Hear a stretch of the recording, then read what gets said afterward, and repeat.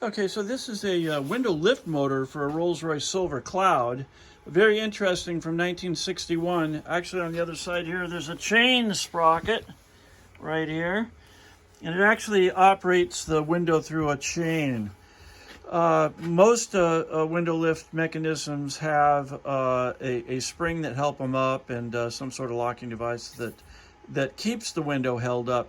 This unit has an electrical solenoid. So right here, there's a solenoid and a brake drum. And when you activate, it's activated right now, right? Here, deactivate it. When the switch is off, it actually drags this solenoid on the brake drum and stops the window wherever it's at. But the motor itself had dry bearings in it. We fixed that. The primary reason for failure on this unit was bad splices in the electrical wires going in. They weren't even soldered. Under a load, it drew high amps and got those connections hot. In any case, we've got everything running now. It's all cleaned up. Let's see it work. Okay, solenoid is on.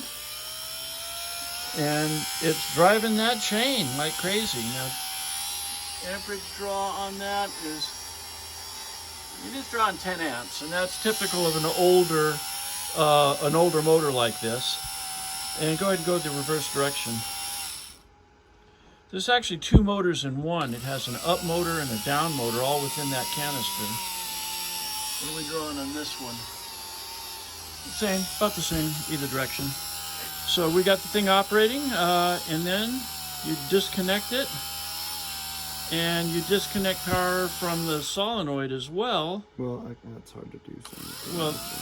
Well, you can just go ahead and disconnect the solenoid because it's, there you go. And the brake is on, and now the thing theoretically is stopped the window from rolling down on its own. So there we go. Thank you very much.